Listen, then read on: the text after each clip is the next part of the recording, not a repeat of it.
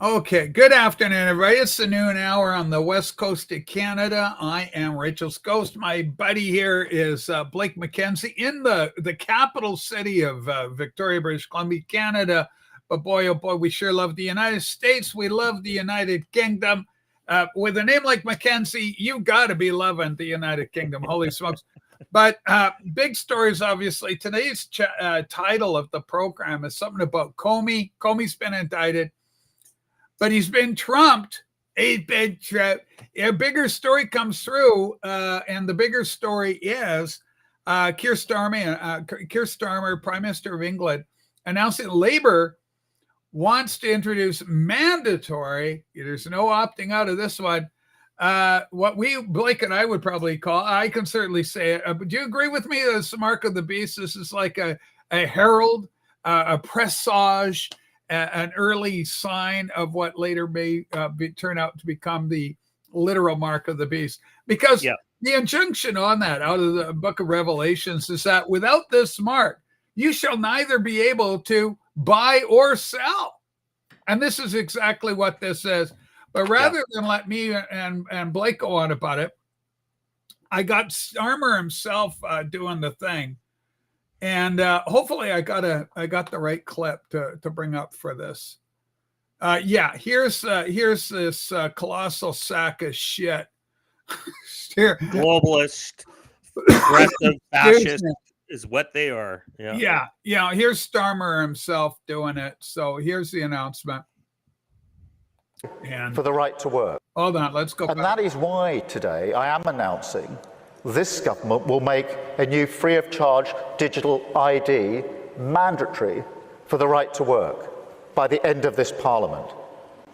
Let me spell that out. You will not be able to work in the United Kingdom if you do not have digital ID. It's as simple as that. Because decent, pragmatic, fair-minded people, they want us to tackle the issues that they see around them. And of course, the truth is, we won't solve our problems if we don't also take on the root causes, looking upstream to tackle poverty, conflict. And that is... All right, so there it is, and no uncertain words. People are commenting on this. Here's what I said. Not today, Satan. And this is, of course, the scriptural injunction. Let me make that big for you kids at home. I don't even know how to do that. I think you click on the picture. Do I click on the picture? Anyway. Yeah, and then you open up the wide angle. The whole thing. Okay. But it should be big enough now, right? Yeah, can see it. Yeah, it's good enough. Okay, here we go. Revelation chapter 13, 16, 18. He causes all, both small and great, rich and poor, free and bond, to receive a mark in the right hand or in the forehead, that no man might buy or sell. So you can't buy or sell without this thing, save that you have the mark or the name of the beast or the number of his name. Here is wisdom. Let him that has understanding count the number of the beast, for it is the number of a man, and his number is 666. A lot of revelation about that. There's a really good one. Oh, there's mine right below you. Oh, is that you here? The number of the beast, Iron Maiden, number of the beast. Well, you're all the vital community people. There you go. Yeah, we give them here. Let's you Iron Maiden fans. We like Iron Maiden. I got a number of Iron Maiden albums. Starmer, Stalin show the difference. But this is the key one here. This is the real meaning behind it. Here's how it'll work, kids. Yeah. Here's an example. James Williams, nice Welshman there. Williams, my name. Status invalid. Violation shared misinfo on social media. The crime, you get your account frozen. This is the fuck around part. Here's to find out. Your account gets frozen. You're not up to date with your mandated vaccines. You got to take the 9th mRNA COVID booster to access your funds. Your driver's license has also been revoked. So it's complete and total social control. Once they have you digital ID'd, you can't buy or sell. You can't participate in the economy. Well, you're persona non grata. Now, is this brand new? Hang on to your hats. I just want to play one more clip because this is kind of fun too. Well, it's not new, as we know. I know. Hang on. We're going there right now. Hang on. I'm just yakking it through the top of my hat here. Okay. Digital ID was the first step with the Chinese government. It's the foundation of social credit system. For Canadians wondering what it looks like, it's a surveillance state where one mistake can cost you your job, your bank account, or your freedom. A good score brings benefits, but people with low scores lose rights. The cinema names and shames people considered untrustworthy, plastering their details, even their addresses, across big screens. It's a matter of principle. Those people have to be condemned. Those people aren't honest, so they have to pay the price. It's only right to pay your debts. You have to blacklist those that don't. The Supreme Court has created a blacklist for so-called bad citizens, those whose ratings have dropped to 0. On it are companies, but also 23 million people to date. Among them is this journalist, Liu Hu.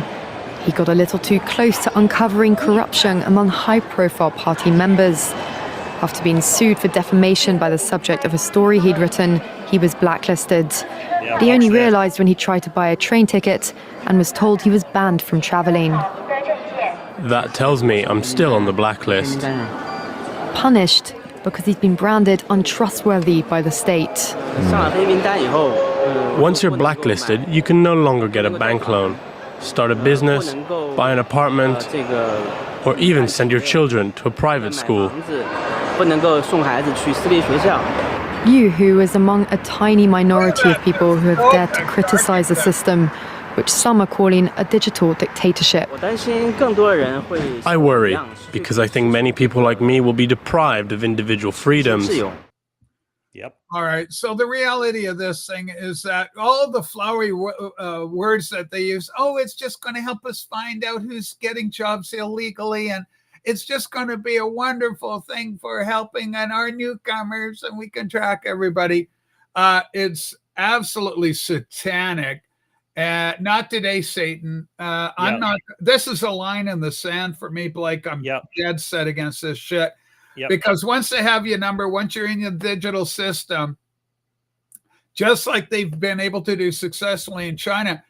And I mean, it goes on and on. I just watched a guy in Yorkshire. He did a meme called, he put it out, it said, "Fuck Hamas." So at 2 o'clock in the morning, 3 o'clock in the morning, the Yorkshire constabulary show up to the guy's house. I got it on X. Yeah, I saw it as well. Yeah, it was horrible. Yeah, and so they're in there, and they go, "You're coming with us. Collect your belongings." They're all, being superficially polite, nice, but the whole thing is an affront. It's a finger up the ass to freedom-loving people everywhere. And so the guy will gather up your belongings. We'll let you know what you can or cannot take. They go, "Well, I'm going to prison now. I'm going down." And the guy goes, "Yeah, right now we're going. This is what's happening." Well, you see that, you remember in Saving Private Ryan, where the guy's getting the knife slowly pushed into his chest, and he's like, "Shh, nice and being calm," and he's like, my God, just die." Well, that's what you they're are doing. Being murdered, yeah. And I think my response to Starmer and the progressive fascists of this world is in the private chat. I think this photo is an important photo that everyone should see, because this isn't new. This is a repeat of history. This is how you identify your enemies and industrially try to remove them when you don't like them and they're not obeying. So you can starve them out, you can do all that, but there you go. There's my answer to Starmer right up above. And everybody gets the number, right? Yeah. We have seen this movie before and it didn't end well. And I remember excuse me, working in a record store. So all your vinyl community people, I worked in a record store. I was an assistant manager for Sam the Record Man here in Canada for about a year. And I remember this elderly gentleman coming into the store, and my colleague was standing there, and we were talking to him, and he was Jewish. He was asking us, he said, do we have any Jewish music here? Like more traditional Jewish music. And, we're talking to him, and then we sent him over to where we had like a world kind of level of music, different world music. You could search for. That's what it used to be called. The section of all world music. And he was looking through there with his wife, and they were very kind. And he comes over and he goes, "Did you see his arm?" And I went, "No, I wasn't looking at his arm. I was looking at him in his face, talking to him." And he goes, "Look at his arm." And there it was. There was that tattoo. Yeah. And it was just like the Holocaust became real. And it was just like, there's a person who actually went through what these guys are doing to us now, right? They're doing it again. And this is why history, if you don't learn from history, you're failed to repeat it. And this is how it begins. It starts off as something harmless and sounds good, and it's healthy for society.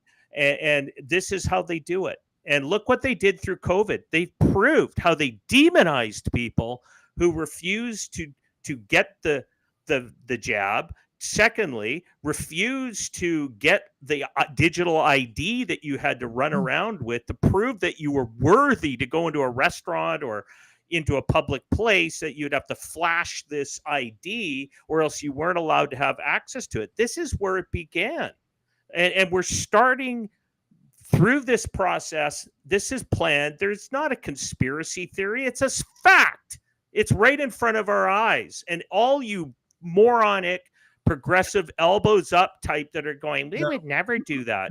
Really? Let's go to Nazi Germany in the 1930s. I bet you a lot of them never thought they would go and destroy the world and round up millions of people and murder them. Yeah. And it not just shoot them because they were just happened to be one person off. No, they took it to an industrial level. Yeah. Industrial. So did Stalin, by using starving techniques and murdering millions by starving them out. So did the Mao under China. Did the same thing. Murdered 40 million people, estimated, by starving them on the communes they didn't want around. So this is how it all begins. All fluffy. It's going to help us. It's going to do this. And if you don't partake, and notice how he's saying in a lot of cases it's voluntary. Now he's saying, well, it's only for working. Well, you know what? That's how people eat. Yeah. That's how they need their jobs. So I'm going to tell you, Carney, because you're there with Starmer right now. You're with him. If you denounce that in Canada, I'm with you, Rachel, on this one. I am not going to comply. And as an employer, I'm not going to force my employees that they can't work for me without their digital IDs. I will pay them. And you can come and arrest me, because this is where I draw the line in the sand. And I'm calling on Donald Trump and the Americans down there. Please be prepared to protect us, because we might have no choice but to rebel against it. And I mean politically rebellion. We're not going to take up arms. We're Christians. You come and take us. You will be conscientious objectors to your satanic plan. Yeah, Chuck goes, this is how the elite stay in power. Full surveillance, access to every human being, facial recognition, digital ID, digital currency, trace, track, vaccine mandates, the whole enchilada, so that you'll own nothing and you'll be miserable is the reality. Even that is a lie. The World Economic Forum, you'll own nothing and you'll be happy. Actually, you'll own nothing, you'll be miserable. But that's the lie in that particular piece of salami. Speaking of Canada, holy shit, are we ever in trouble? This is a great clip here, Blake. I guess we got an economic watchdog that spoke before Parliament in Canada here. Whoops, sorry, wrong button. Here we go. I'm going. So this is about how we're doing as an economy with Canada under Carney's leadership. Carney, and you have to listen to his voice. This is an important video. He is not talking like he's confident. He is scared. Listen to it shake in his voice. This is an important video. This is called The Great Economist Carney is going to bankrupt our company. This is from CTV News, courtesy of It's not a funny fiscal outlook. It's a really serious fiscal outlook. And we don't lightly use the word unsustainable, right? Unsustainable means you don't have the option of saying, maybe I'll wait a couple of years, I'll see how things go. It means if you don't change, this is done, right? So it's very serious. It's not a funny fiscal outlook. It's a really serious fiscal outlook. Okay, so this economist was brought in to analyze what he's kind of an overseer, a kind of watchdog on our government spending.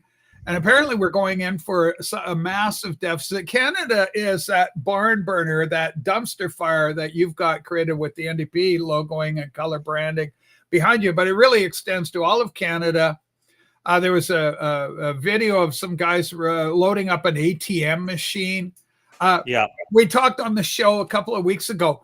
36% of our population, vinyl community, and anybody else tuning in, 36% of the population in Canada has only been here for 10 years or less. 10 years or less. If you're here for 10 years or less, you don't have time to understand the Métis people, the struggle of First Nations people, Quebec, Revenge of the Cradle, the Quiet Revolution. You don't know any of that. You don't know the Wolf and Montcalm from A Hole in the Ground. You don't know 1972 Canada-Soviet series and what that meant to Canadians. You just don't know. And it's part of our history. You don't know 1967, our centennial. You don't know that. You don't know John A. Macdonald from A Hole in the Ground. You don't know Wilfrid Laurier. You don't know the FLQ. You don't know a lot of stuff that defined this nation and what made Canada what it was. Hunting, fishing, the great outdoors, the RCMP, the Northwest Mounted Police. Yeah. So all this history we had and our love and our adoration for England, where we came from, and for France, for those in Quebec, and all of that. You don't know any of that. You just come here and go, okay, multicultural, what is that? What can I get out of this thing? Apparently, I guess I can load up an ATM machine. But 36, I want you to get your heads around this, anybody watching. 30, that's almost half the country has not even been here for 10 years. What kind of We're not talking about babies born here. We're talking about importation of people. Yeah. A good point, Blake. So to me, that's unsustainable. To me, that's a red flag. There's no coming back. I think we're done. Here. And so go ahead. Tell me your thoughts on the 36%, on Canada, the decreasing freedoms. I mean, you and I were raised and born blessedly in a time where we had real freedom. Canada was a beacon of freedom and liberty and prosperity, never want for anything. But now the government's saying shit like, oh, you're going to be foraging for food on government lands. This is how you're going to be getting your food, you know. Thank God I'm part Indian. At least I can go, try and grab some sort of Indian status card. So let me hunt my buffalo. That's right. Well, I think the process that we have seen is done intentionally. I think Carney is part of the globalist elite. He's a WEF general. I'm just going to recite his background. He's the former head of the Central Bank of Canada, or called the Bank of Canada, which is the equivalent to the Federal Reserve in the U.S. And he's worked in the Irish banking system and for the UK. He was the head of the UK bank as well. And now he was the head of Brookfield, which is a $1 trillion asset management company like BlackRock and Larry Fink and the gang. And this is the problem. This is the problem we had. They are intentionally bankrupting countries. And I think it's being done, as we've talked about it many times before on the show. It's kind of like the Ruddles, the kleptocracy knows what's coming. They're stealing as much as they can and padding their own pockets. But the reality is why are they bringing in millions of what people would call undocumented workers, or foreign workers on temporary work visas, and whatever you want to call it?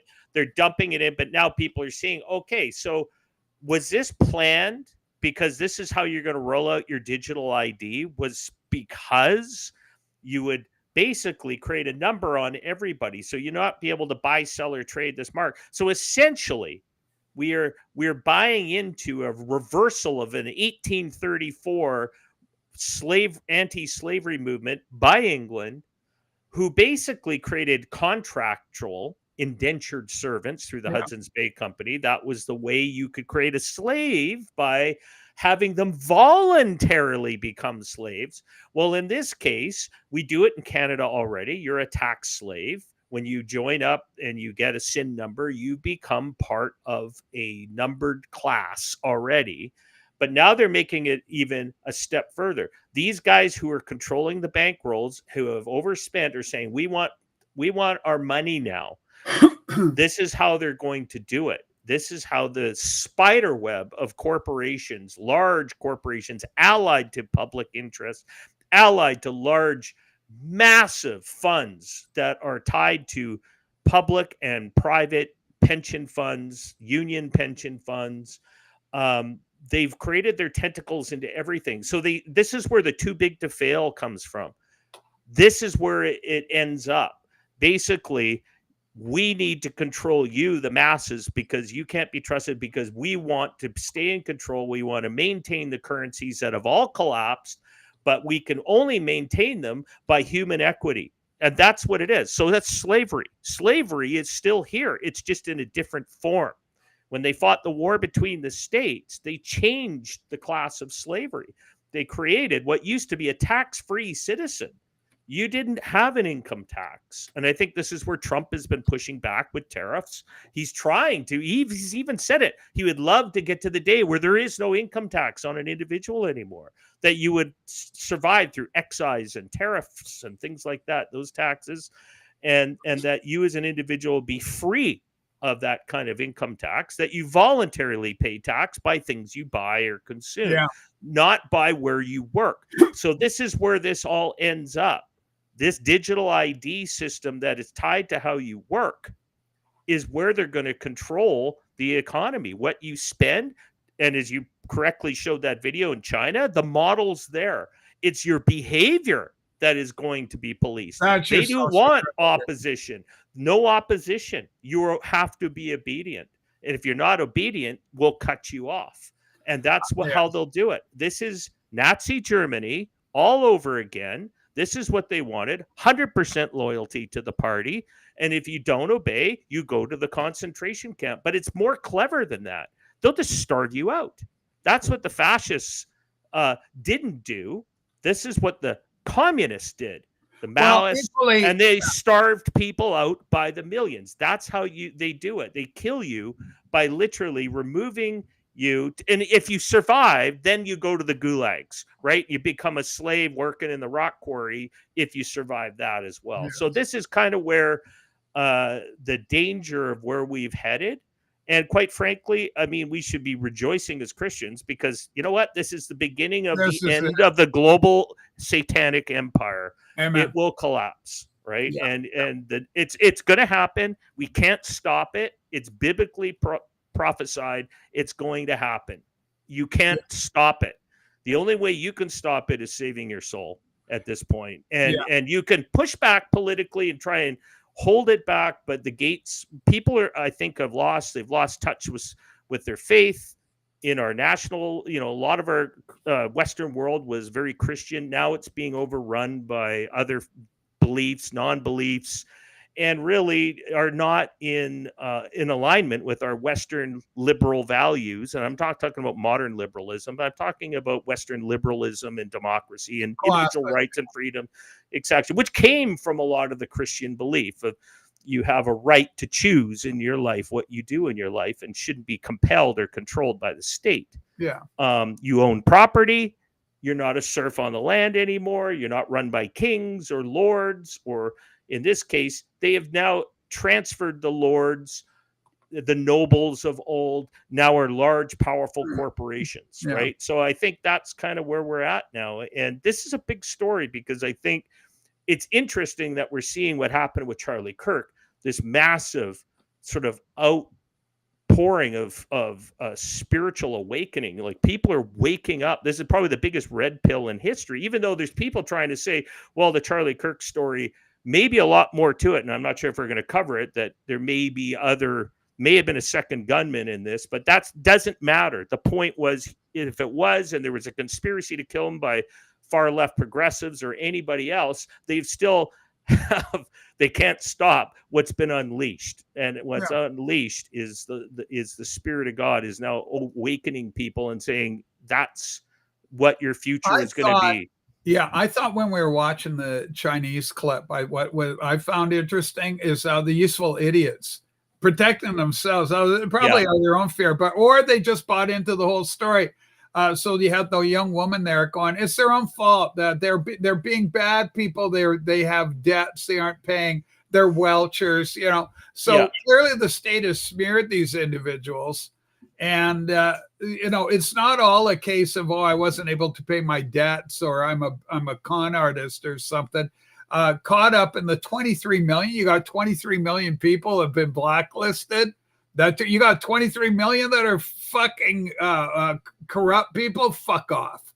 At that point, you've lost all credibility on me. I did grab that clip of the UK sitch just because it's worth watching. A reminder because we got 4D in the house here, but this out of Yorkshire, 4D is over in Manchester. So just go a couple of counties over and you get Yorkshire. Tommy Robinson, and they just slandered Tommy, by the way. Keir Starmer just slandered him. Let's click on this. North Yorkshire police turn up a man's home in the middle of the night, cart him off to Harrogate police station. His crime posting a fuck Hamas. I mean, this is England 2025. It'll come in. The picture will come back in. Yeah, the middle of the night. It's the middle of the night here, folks. Hey, me? Hello. No. Come in. You're all right. I'm going to explain a few bits first.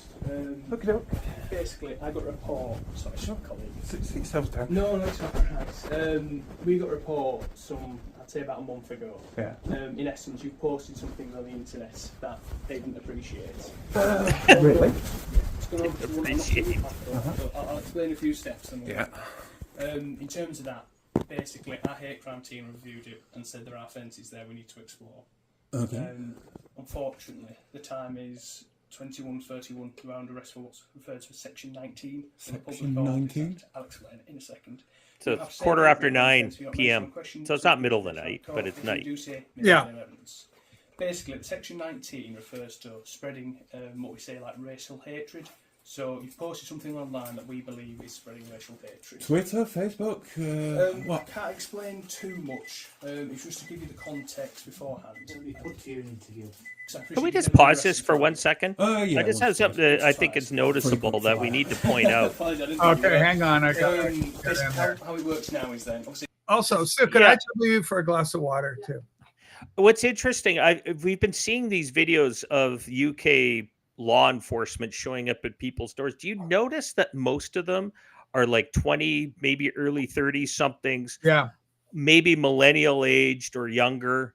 Yeah. This is the brainwash brats that have been raised under this kind of tyranny through our school system. So I just wanted to point this out. They're always young.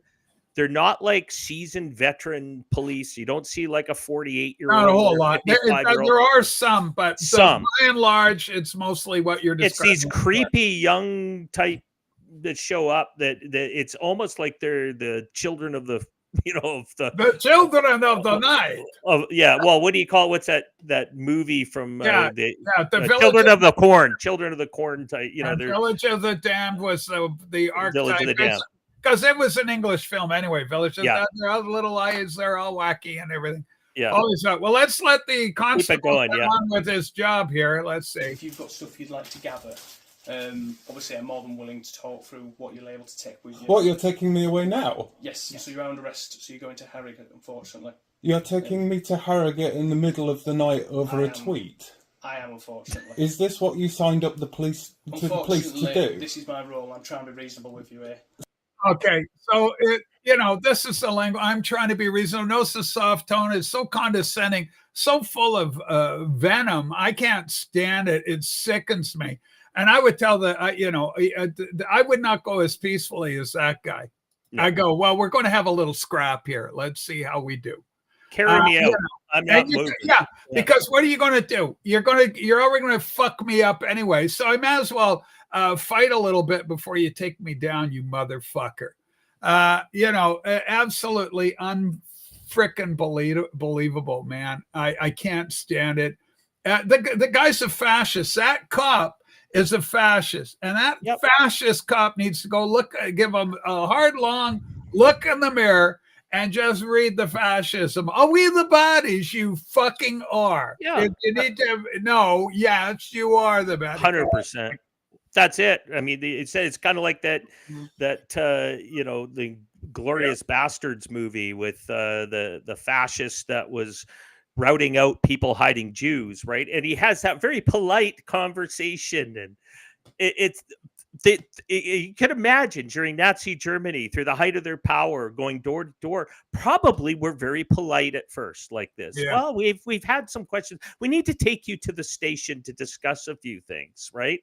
But if you don't comply, we'll just take you out the street and put a bullet in your head. I mean, that was kind of, we're just steps away, but it is the evil behind it. This fake, faux kindness. No, these guys are bought in. That's the problem. The cop doesn't even seem sympathetic. He's like, oh, I'm all in this. This is what I'm talking about. These younger, brainwashed, progressive kids that have been given badges and a gun. And Obama was doing that with his, I can't remember what they called it. It was really scary. He was trying to create a group of like a core of people that would be working for the state in this way for young people. I can't remember what it's called. If you look it up, maybe some of the people that are listening can tell us in the chat what that was called, but it was, people were questioning that. And that was to brainwash these younger people who would become, like these kids. It would work to rout out the bad people in the country and to brainwash more of their kind. Right. And that's kind of what it is. This is the scary side. It's just, that's the scary side. You're watching the kindness, kind of faux kindness before we take you to the gulags. Well, yeah. I mean, doesn't it remind you? I mean, you want to talk about a smooth talker. How about, what's the actor's name? Christoph Waltz or Weltz in Inglourious Bastards, the beginning of the movie, where he's having his little glass of milk with That's what I was talking about. Exactly that French scene. Farmer, and he's got the Jewish people underneath. And the sweat's coming, and he's just breaking them down with the biggest smile on his face. The sweetest. Being his buddy. Like, hey, how's the family? Because the wife has the kids, everything's going from the bar. And, and of course, the guy's just panicking, breaks him. He just breaks him. It's an absolute masterful filming on the part of, what's his name? Tarantino. But the other interesting thing is that whole scene, just as a movie file thing, that's a ripoff when Lee Van Cleef comes in the Mexican and for a few dollars more and does the same routine basically. So that's where Tarantino lifted it out of the spaghetti Western. But it underscores the idea. But like, how do you handle critics to you that say you're overinflating this thing? What are you talking? Comparing Nazi Germany? Don't you realize 6 million people died under that regime? Horrible. How can you equate the one to the other? Have you lost your mind? How do you respond to criticism like that, Blake? I'll just say the same thing. If you don't know your history, you're failed to repeat it. And if you don't put a check and balance on it, it will happen again, because there's these authoritarian types in the world that will want power at all costs. And if you don't have a government system that keeps them in check, you will end up there. It always ends there. There's never a time in history where authoritarians have not started to murder and brutalize their own people. Always collapse from within. That's where it happens. Very rarely isn't it a collapse from the outside. It's always an internal collapse. All right, I'm getting another clip here for us, Blake. This is interesting. Holy smokes. In the UK, what's coming now. We had 2 to 3 million people came out for Tommy Robinson, incredible guy, fighting freedom. He's a freedom fighter. But the UK knows, the government knows what's coming. Blake, this is absolutely chilling stuff. How psychopathic these people are. Starmer, you're a psychopathic piece of shit. Here we go. Share the clip. Boom. Big Starmer. Boom, boom, boom. at its heart, its most poisonous belief, and this was on full display here in London just under 2 weeks ago, that there's a coming struggle, a defining struggle, a violent struggle for the nation, for all of our nations. And you don't have to be a great historian to know where that kind of poison ends up. Geez, that shadow looks like a mustache. Let me play through that mustache right below his nose. Looks kind of familiar. In London just under 2 weeks ago, that there's a coming struggle, a defining struggle, a violent struggle for the nation. As he turns his head, the shadow creates a certain mustache. And you don't have to be a great historian to know. Right there. Where that kind of poison ends up. He just needs a little hat. All right. So what's remarkable about that is he knows what the kind of agitation they're creating. They're creating a pot boiler. They're creating a cauldron of discontent. And people are marching now peacefully so far. But how long before, they don't tell them to blow up the parliament, to come and face the strange changes, David Bowie. But wow, just wow. The fact that the guy would even say that, though, we can see it's coming, and it's a poison, he calls it, but it's a violent struggle, and it's going to be violent, and it's coming. Well, what are you going to do about it, Starmer? It's coming. What do you think? Well, how does this play out for you? Well, let's give everybody a digital ID and lock them out that are the baddies in their mind. Then when they're the baddies, that's the plan. That's why he's in a rush to get this out the door, but before, as he says, this session of Parliament. And Canada, wake up. We're next. Carney's right there with him right now. Yeah. And he's one of them. It's going to come to Canada, and he's going to make an announcement about this as well. And again, they're going to tie this to controlling immigration and blah, blah, blah, and all these motherhood-like statements for security. And he's saying this is answering what you guys are complaining about. And that's how they're doing it. It's terrifying. This is how they're lying. And we know they're lying. That's not the intent, because if they wanted to get rid of the illegals and overgrown, they just do what Trump's doing, rounding them up and out the door. Bye-bye. Yeah. Right. I just love, I love Trump's, I love him more every day that goes by. His speech at the UN was magnificent. It needed to be said. I agree 100% with it. I love the fact that Antifa has been designated, the brown shirts have been designated a terrorist organization. I think that's very useful. Trump is swearing to come into, not swearing, it wouldn't be good, to go into Chicago. I think that's wonderful. Memphis is on the hit list. They're going to clean up all this stuff. Washington's cleaned up, Washington, D.C., so good things are happening.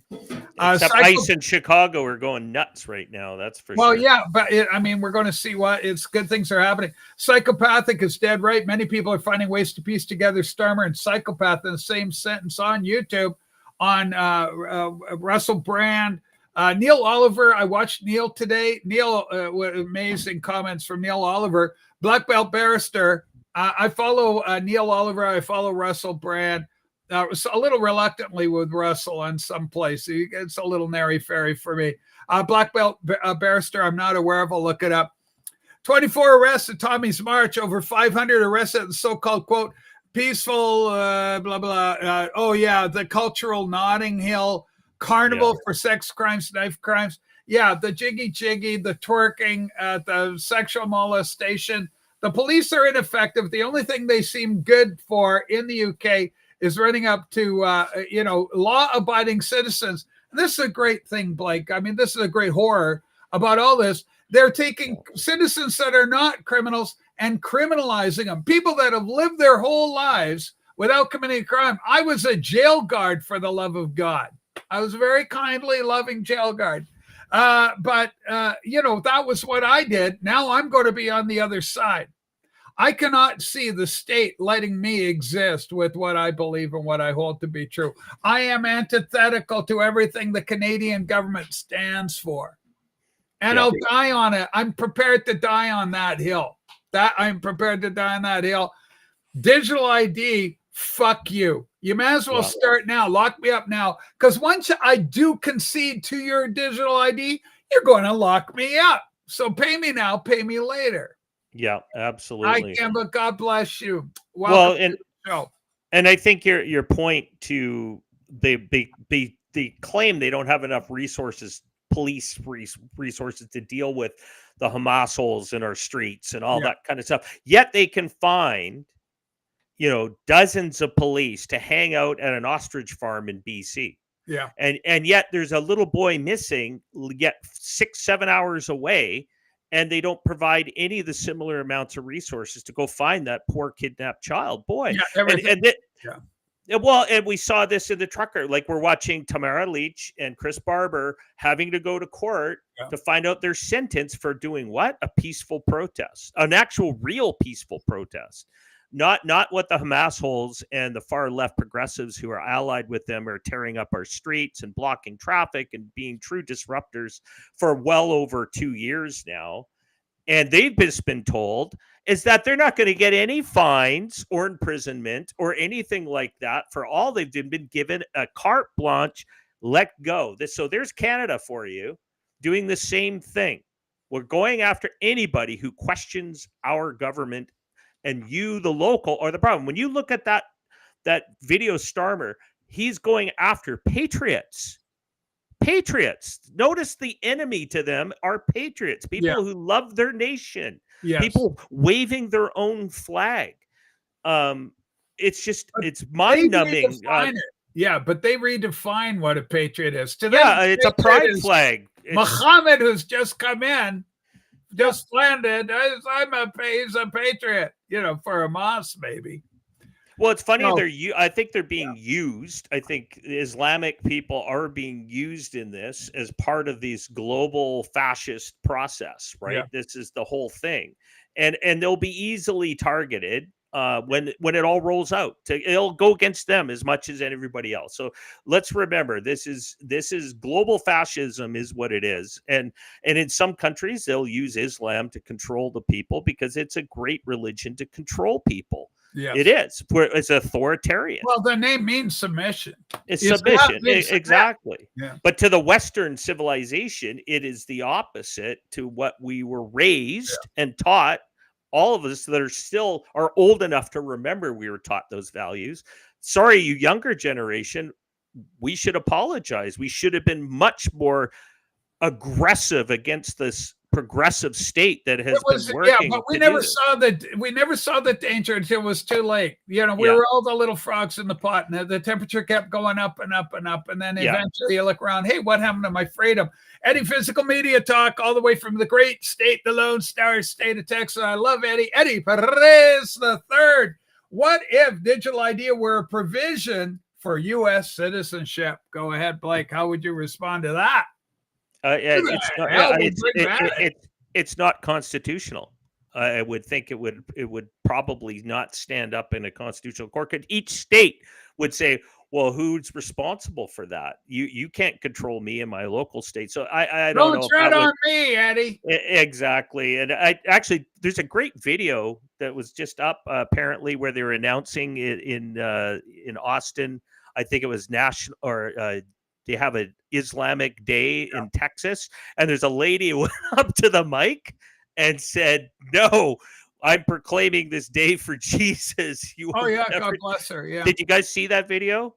I haven't seen it, but I obviously good for you, Texas. You still got the spirit of independence there, and I'm glad. Fight. Donald Trump said, "Fight, fight, fight." I love this guy here. This is my good friend Rob Walker. Go Oldham. Go to Oldham Athletic, fantastic football club over there in the UK. 90% of the UK left and right will not comply. Starmer's desperate. He's deluded. It's not going to happen. The people are going to find it. We saw what happened. We saw that a lot of people aren't happy with this guy. We've got, where they had 3 million people, those are the ones that just showed up to actually get out the door and march their way, making a statement, right? Those are the ones just there. How many more were in wheelchairs? How many more had to, babysit or, doing something at home? They weren't able to go and actually march. though in spirit, in heart, they were there fully supporting, right? I would argue millions more. I saw that video, Blake. An Irish lady also did that recently as well. God bless the Irish, partly Irish myself, proudly. So I agree with Blake. I don't think digital ID is going to be a provision for a citizenship. Citizenship should not be dependent upon some coercive means of digitally stamping people. But I pledge allegiance to the flag of the United States of America and for the republic of which it stands. That it comes from the heart, out of loyalty, out of a love of George Washington. I cannot tell a lie. I cut down that cherry tree. Abraham Lincoln. God bless Honest Abe. I cannot tell a lie either. I'm Honest Abe. And so all the glorious aspects of Americana that people cherish and love, faith, home, family, the warmth of hearth and kin. Hearth and kin. It's just as beautiful. And so that's America. That's where it comes from. It shouldn't be superimposed arbitrarily by some sort of artificially stamped thing that says you're an American. No, an American to me is someone who loves their country, will fight for it and defend her against all enemies, foreign and domestic. God bless America, greatest nation this planet has ever seen, divinely anointed, divinely protected by the Lord God himself. We see it in Canada. I mean, my God, I do this meme where you got the girl with the boyfriend and he's checking out the hot chick and she's fucking going, how come you're looking at the hot chick? And she's all upset. That's me as a Canadian looking at Carney. I'm walking with Carney. I don't even like the guy. And, but I'm looking, there goes Trump. There goes Trump walking by. That looks a hell of a lot better to me than Carney. Yeah, well, we're basically living under a Starmer as well. And that's Carney. Though I do still believe that Carney's playing a double agent kind of role. I do think he has to think about financially what's best for his interests at this point, because money always talks in the end with these guys. But bang on, 1776 lives again. Like that's essentially the spirit that's rising, that has risen. What makes America great again? It makes it great based on the spirit of 1776. That's your independence. You're coming up to the 250th anniversary of your country, and most countries historically, most countries have survived for 200 years. That's about the average lifespan of a nation in the world before there's some significant change. And to go 250 years, you're now above the average.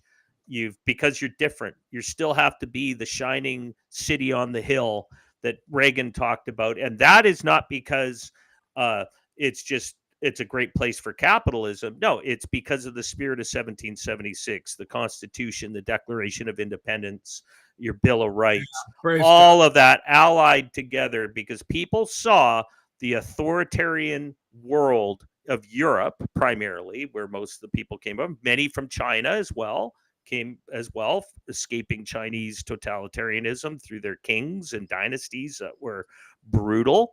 But let's say it for what it is. It was what the British had embarked on, but couldn't break away from. They started with the Magna Carta. They began their journey towards this. And then finally people saw in Europe, this wasn't going to change. And even the French Revolution was an incredibly violent and brutal revolution, and the Americans too, but they weren't killing their own to that level.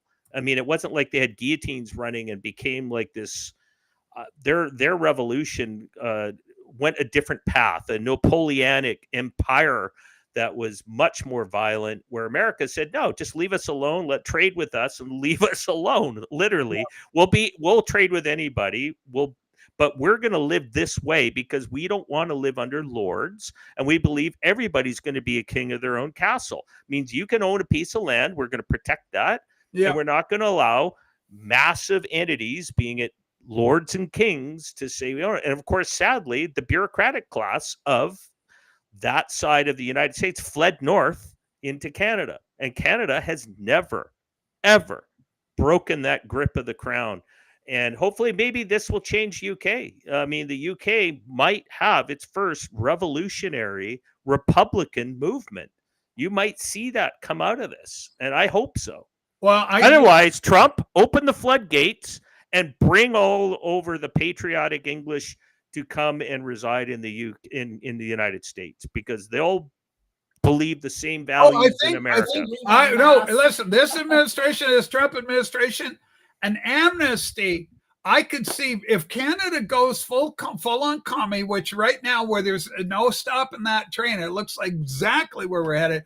I can very well say the president, I am now opening up our great border to these patriots that love our American values. They're as American as mom's apple pie. We welcome them with open arms.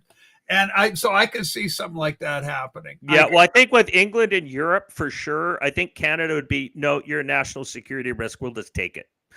Well, I think okay. So we just talked about Canada financially, unless something changes. And rather than changing direction, you can see the little train going along. It's headed for disaster. Yeah, the bridge is out. Yeah, the bridge is out. I love it. The bridge is out. The train's hurtling full speed ahead. There's nobody's manning the switch to take it, divert it. We are going to fucking off that cliff. And there's no coming back. I don't think there's any coming back. And in Carney, in fact, rather than stopping it, seems to be stoking the coal to make the little engine go a little bit faster as it hurtles to its impending doom up here. We just played that economist, and he said there is no coming back from this. He goes, this is unsustainable. Unsustainable? Well, what does that mean? It means it can't go on without something breaking. And what's going to break is Canada. I think it's a setup play. I think basketball, we're in the key. We got 15 seconds in the key to make our shot, something like that. Yeah. And so we got it. The layup's in, and Trump's there, slam dunk. I think we are doomed to undergo annexation. Glory to God. I hope and pray that's the case. That America says, no commies on our border with your digital this and digital that. You're a threat to us. We already a threat with our fentanyl. We've had Marco Rubio stating in no uncertain terms, Canada, our northern border is the problem right now. Well, fix it, America. Fix it fast and do whatever you need to do to fix this dumpster fire of a nation, this clown nation above you called Canada. Well, and he's locked out. He's also preventing so many negative things happening on the U.S. right now. The what's it all? The H-151 visa program as well, which was a backdoor to bring in a lot of the workers that are taking jobs away from Americans first. And that's the way it should be run. It was run to deal with Americans first. But I think he's going to open the door to more investment. And I think that's what's happened in Canada. And I'm saying this from personal experience. So I know some people who are incredibly wealthy just because of the business I'm in. And most of them have moved a lot of their assets out of Canada or not even living in Canada. They still own a home here, but they've moved their assets. And one of them, I'll say, is a billionaire, is officially a Canadian billionaire, and has moved his assets out of Canada. So essentially what we're seeing is the mass sweep of capital to primarily the United States and other places. Well, and most of Canada, I just want to point one thing out. Most of Canada's banks do not make money out of Canada. Most of their assets are in the United States. When you look at the number of Canada's big banks, most of their wealth is generated out of the U.S. Most of their branches are in the U.S. They are outside of Canada. So they're fully prepared to handle a Canadian collapse the economy because they're already invested heavily into the United States. So that transfer is not hard to do. And I think that's I think inevitable. That's what I'm saying. I've been saying this all along. The kleptocracy is robbing the bank blind because it is a run on the bank. They don't care. They're grabbing everything they can and they're converting it elsewhere. Those that have the power to do that, and they just don't care. I mean, listen, here's the deal. I'm retired, so I'm fixed income type person. I do have a Patreon. Help me out on Patreon, everybody. Holy smokes. But, if I had the wherewithal and the financial ability to do so, I'd be out here so fucking fast to make your head spin. And I'd be headed right to a deep red state. Probably next door to Mar-a-Lago, wherever I could get as close to the president as possible. I love him so. And, where the Republicans are, where's Charlie Kirk's old house? Yeah, I want to be next to where Charlie is. This is the thing for me, right? I would go to a Republican state and I would settle in and I would praise God. And I'd be thankful for it because Canada, the country I grew up in, is gone. To me, it's gone. It's already gone. And I notice it around me, the newcomers here. 36% of my population of the entire nation have only been here 10 years or less.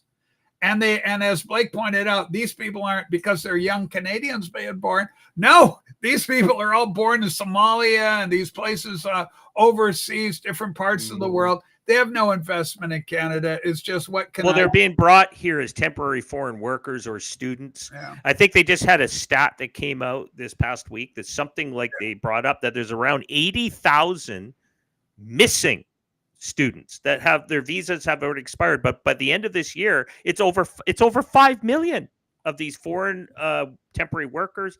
How do you get them out? Canada can't afford it. Canada can't find a way.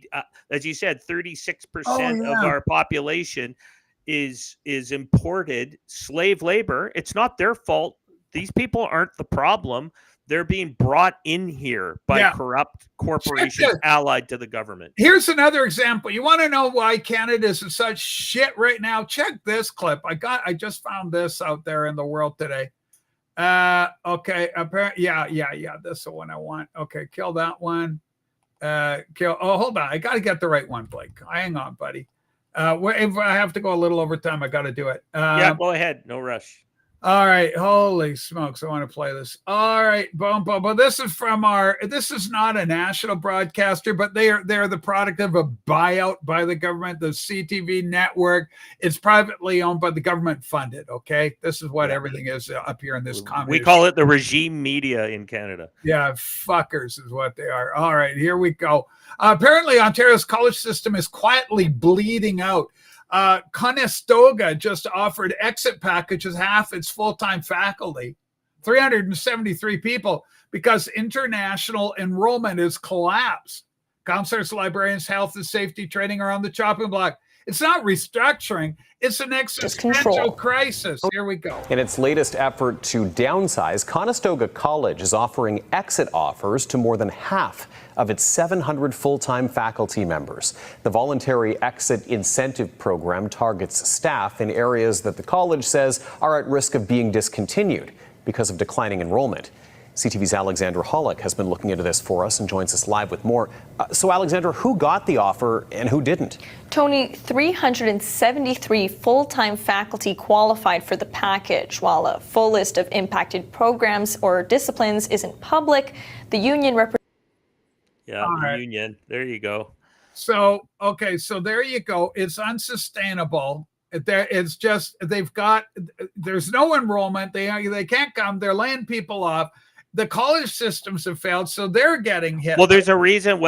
I'll go ahead. Allied to why they're doing that and why the globalist media in Canada is stating this is because the government put a moratorium under heavy pressure on international students coming into Canada, which a lot of these universities rely off of at least 50% of their funding from these students that are paying 2-3 times the rate of the locals. But the complaint is the locals can't get into the universities because the international students are taking those spots. I think Trump kind of said something on that as well about China recently and their students coming over, and that a lot of the universities are saying we need this money to help finance this. Yeah. So I think this is their way of trying to pressure their state management, because they work for the same machine, to open the floodgates to international students again, so that we can pollute our system even more with Chinese foreign influence, Iranian foreign influence, Venezuelan foreign influence, because that's where they're bringing them from. It's a complete clusterfuck. All right, here we go, Blake. I got a couple more for you. This is the absolute state of Canada. I went looking for Canada Post, but then I found this thing.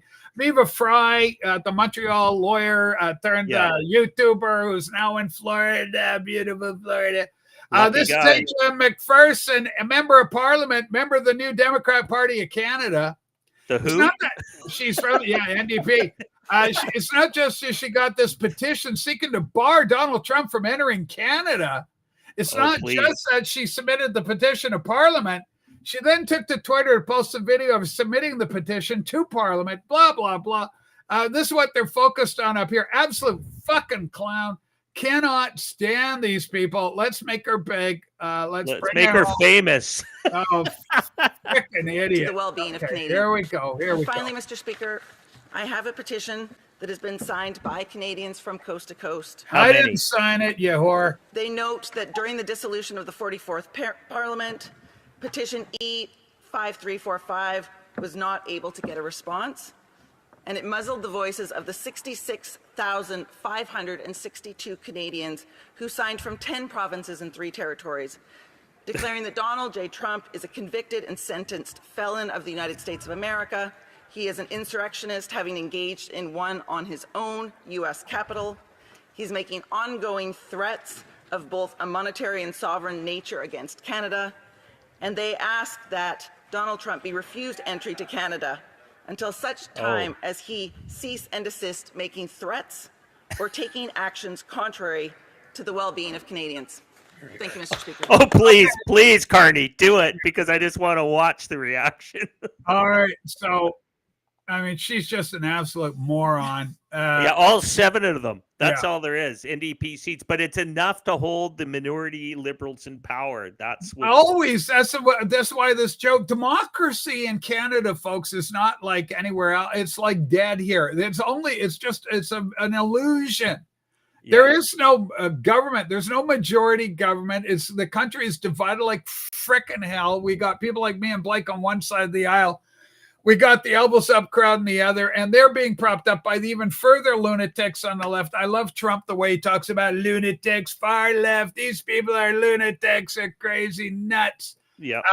Okay. And this is the divide, right? The divide, what you're talking about, is an actual real divide. It's government workers and their unions versus everyone else. Yeah. That's how strong and powerful they are in Canada. Yeah. They're roughly 40% of our population is either at all levels of government, either employed or indirectly receive funds from government to survive. That is the problem in Canada. So our divide is between public sector unions, public sector bureaucrats, and the rest of us that live on the real world of trying to create businesses and arriving on the private side of sector.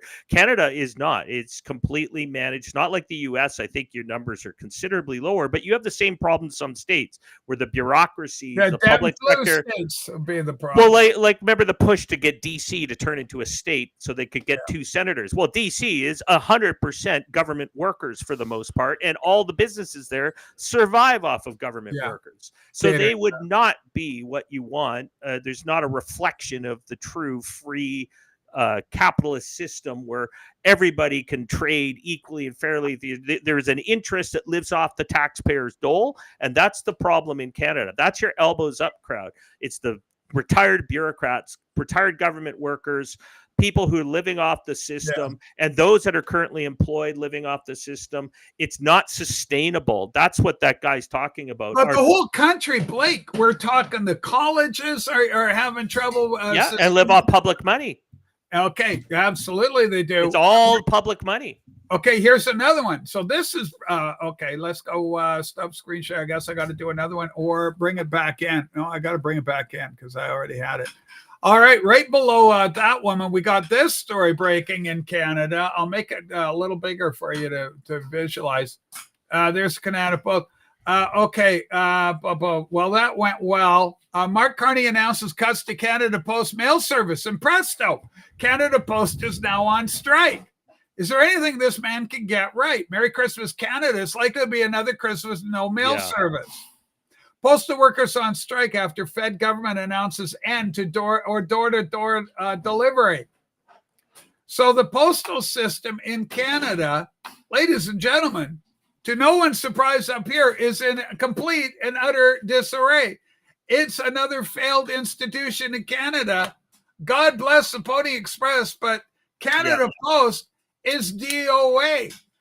All it does is deliver junk mail anyway. A lot of people are going digital, those that don't. And thank God when I go to Amazon and stuff, I don't need them. I go with somebody else. Go ahead, Blake. Well, there's an important point to this, because this is the problem we have in Canada. The large multinational corporations, the Amazons, the Walmart, and all that do delivery, they get incredible cheap deals on bulk mail and delivery of packages through the private courier companies like UPS or FedEx, or they get these deals, and they can also negotiate deals with some, like in the US Postal Service. You can get a deal. The problem in Canada is the small business, the small e-tailers trying to survive. They don't get that deal, and so they have to use Canada Post, which charges them an arm and a leg to send those packages. And then Canada Post, which is a crown corporation, also owns Purelator, bought a private courier company. What's a crown corporation for our American friends? Got to tell them what a crown corporation is. A government-owned corporation, so it operates as a quasi-government, but it's technically a private corporation. But the 100% shareholder is owned by the Crown, which is the government of Canada. So in this case, they run at arm's length, like a company, and they can buy private companies that way as well. So that, to understand, that's what they do. But the problem here in Canada is so many small businesses are reliant off of Canada Post to send packages, and those packages are incredibly expensive. And that's how the big globalists like Brookside Carney here, our prime minister, has no problem wiping out small business in Canada. Small business in Canada is being attacked by these guys because it's not part of that big BlackRock, State Street, Brookfield agenda, which is owned by the shareholders who are the people who have pension funds in those companies. So they only want to allow where they have shareholdings to be successful. So this is the crony capitalist corruption we have in Canada. So Canada Post, what needs to happen there is it needs to revert back to what it was. And that was like a quasi-military-like operation. You have the Postmaster General, which has general-like responsibilities. Yeah. And anybody who wants to work for Canada Post can't be a union. It's similar to the military service. Is you join it, and then you sign away your rights. As the importance to get mail to people has historically been constitutionalized forever. I mean, if you ever have a wipeout of electronics, say if an EMP hit, you still got to deliver things. You still have to physically move those items around. I know people are saying, well, there's no value in it. Well, there's no value in it because the point is it's a private corporation owned by the government now. Kill it and then just turn it back to a military-like service where the mail still has to get through regardless. And that's what you do so people could read. I know people say, well, I've got email and I got all this electronic stuff. But if there's one thing I think is interesting, apparently the Liberals are wanting to open your mail and read it now. That's a story you should find. You fuckers, leave my mail alone, you bastards. Leave my records alone. Having a right to open your mail. Anyways, it's interesting, but it just shows, I think, what we're going to see is a rising tide to abolish the unionization in Canada, because the globalists don't want that either. They don't want the unions getting in the way of what they're doing. And really, they're rat unions for the most part because they're part of the same gang. But they've already annihilated the blue collar unions. That's why the blue collar unions in the US are all with Trump. So I'm talking about blue collar private sector unions are with Trump. The public sector unions are run by the machine, the globalist machine, the Democrats, the neo-Confederates, the liberals, progressives in Canada, the progressives that run Europe. They're the same people. They're corrupt. Ladies and gentlemen, we reached that point. We're going to talk a little bit about James Comey. Then maybe next time around, a short story, long story short, Comey indicted. He's already been assigned to a Biden judge. So maybe there'll be a nothing burger coming out of that, and we're going to be doomed to be frustrated again, hoping against hope there'll be some justice. And you motherfuckers that are out there claiming, oh, it's political persecution, all you need to do is see that picture of Trump's mugshot and all those patriots around him that were laid out and charged. And, I loved Roger Stone saying, oh, it's all great that Comey's indicted. How about having CNN there at 6 o'clock in the morning with all the cops around with the cameras and the helicopter floating overhead as he's out there in the yard being handcuffed and perp walked? Fuck you to hell. All of those, and those 200, I think they now have evidence that 200 plainclothes FBI people were in the crowd on January 6th. That is now being exposed as well. That's right. 256 is the number, I believe, something like that. Yeah, it's a big number. Yeah, you frickin' God. No! All right, well, we'll see you. What is it? Friday? We're going to see you on Tuesday. We'll have a weekend, and we'll see what's going on. Blake, do we get you on Tuesday? Yeah, and it's Truth and Reconciliation holiday in Canada, so we get to celebrate our Truth and Reconciliation national holiday on Tuesday. Oh, thanks for being nice to us, Ed Jens. I love it. Okay, so one last thing, program note: no Patreon show today. We're going to postpone it. Well, I got my mom's coming in. I got to go fly out the door and pick her up. So we are going to be on tomorrow at some point. I'll decide when. 4 o'clock tomorrow? Okay, 4 o'clock tomorrow. Pacific. We'll be there. Kimba, Chuck, 4D, Pat's Radio, Chuck, Eddie. And we just love everybody that's here. Just thank you, everybody, for watching our little show.